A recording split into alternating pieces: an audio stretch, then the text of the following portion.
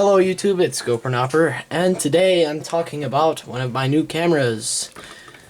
It's in here, this nice leather case. It's missing the front, but otherwise it's in fine condition. So this is the Zeiss Ikon Contaflex 2. Now, this thing comes in a very nice leather case. It's velvet lined, and it's made by Zeiss, so of course it's perfect. Now, I purchased this camera for, it says 18, but I only paid 10, because when I bought it the shutter was stuck, but I managed to fix it. So the only real issues with the camera now is that the shutter is a little bit slow to release. I will probably have to service this again someday, and this light meter cover doesn't always stay down, because this thing over here is broken.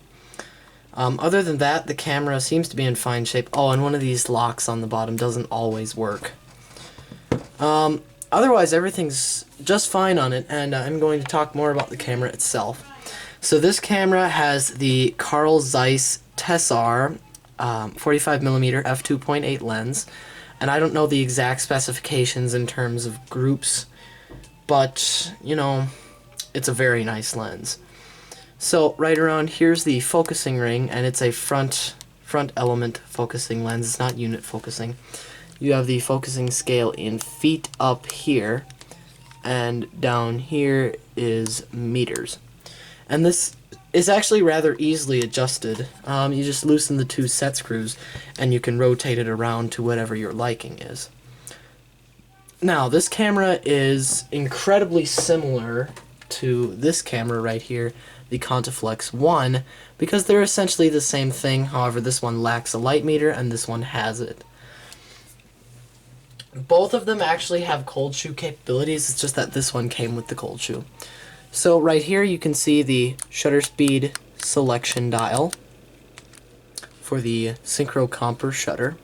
Oh, depth of field scale is right here, by the way. Right here's the M-Sync, X-Sync, and flash bulb selection.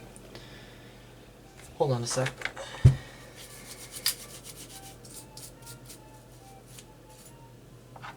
Just getting a bit of dust off that I just noticed.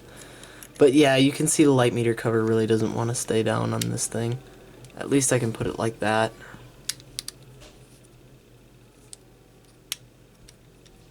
Yeah, it really doesn't want to stay down. But, continuing with the review, right around here's aperture selection. Winding knob and frame counter. Frame counter setting is around the outside. Shutter button inset with the cable release socket. We have our cold shoe. Back here's the viewfinder eyepiece. You're really not going to see much because there's nothing. Oh, right. I'll explain that in just a moment. But essentially this camera does not have an instant return mirror because it's a leaf shutter SLR. So what happens is the finder blacks out every time you make an exposure. So I have to advance the camera and then you can see through the finder. You really aren't going to be able to see much though. But basically it uses the micro prism and split image focusing, so it's very good. Right around here's the retainer for the cold shoe. I am not sure what this does. I'm pretty sure that's a zero adjustment for the light meter. Right here is the light meter operation dial. Right here, this moves the needle match thing. Here's the rewind knob. Pretty small, but it's still okay. ASA selection. Now this one has some weird steps on it, like it goes from 160 straight to 320. I always use ISO 200, so I set it to the approximate, but I do not ever use built-in light meters. But it works the same way most uncoupled light meters do. On the back of the camera, we've got the back. On the bottom is the film rewind button, the double locks for the back, and the tripod socket.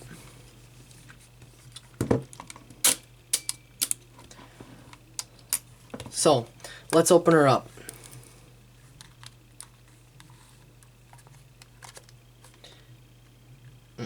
Doesn't want to, here, sorry.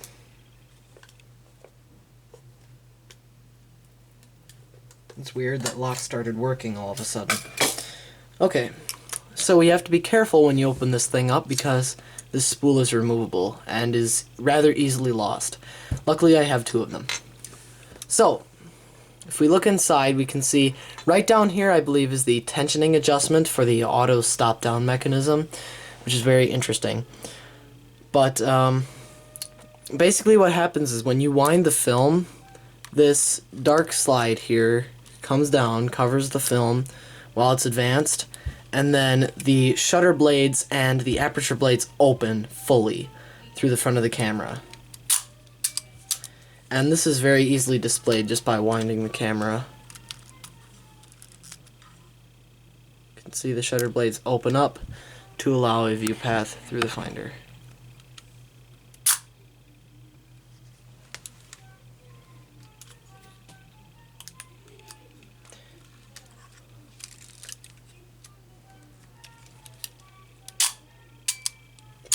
Yeah, my shutter is a bit slow to release, but otherwise it's in fine shape.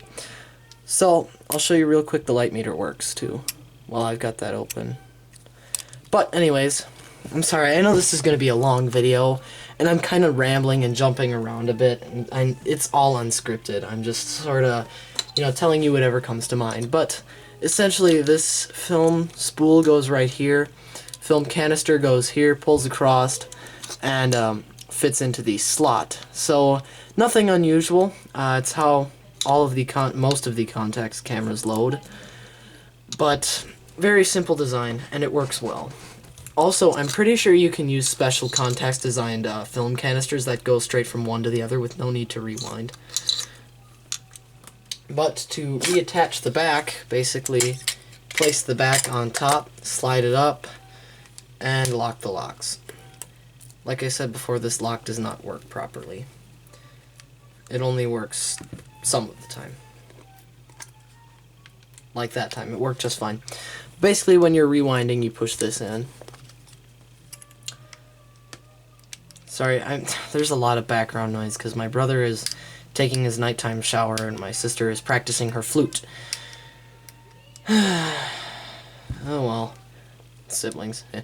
So essentially, one of the things that you have to look out for with these cameras is that they are fantastic, but they are a little over-engineered, and these are almost always found with problems.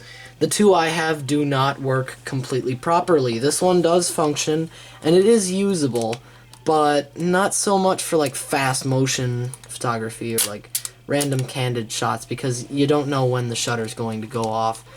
But what I use it for, that's perfectly fine. It's not really a concern. But, any other application.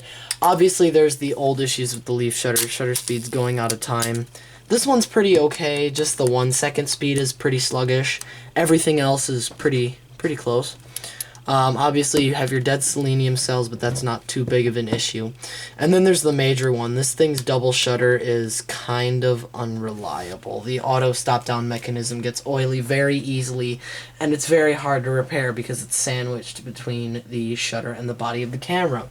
And I have experienced this firsthand with this camera. I was able to get it working, but only for a little while, and then it stopped working again, and I am not keen to repeat that procedure, so I will not be doing so.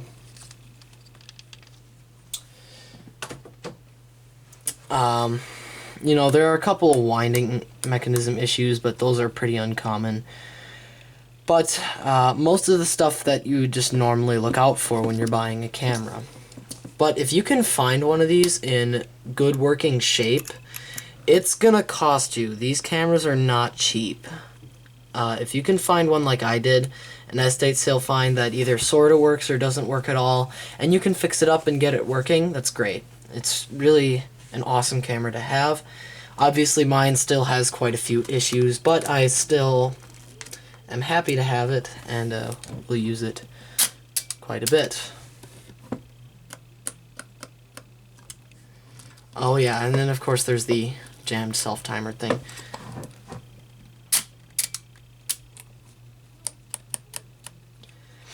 So I'm just gonna show you guys a bit of just doing things with the camera, firing the shutter, winding. I'll also remove the cold shoe quick to show you. Unscrews from around the eyepiece and just slips off.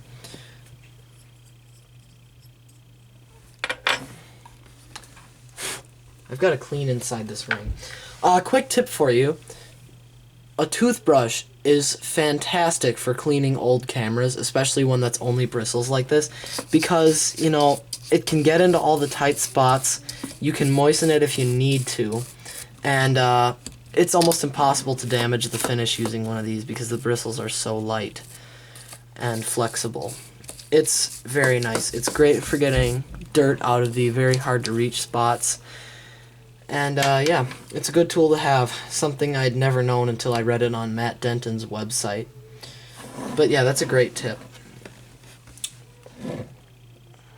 So anyways, that's going to be it for this video. I know it was kind of like rambly, I guess I would describe it as, but I really wanted to get a video out here on this thing. So, that's going to be it for this video. Thank you guys for watching. Please rate, comment, and subscribe, and I will see you guys next time.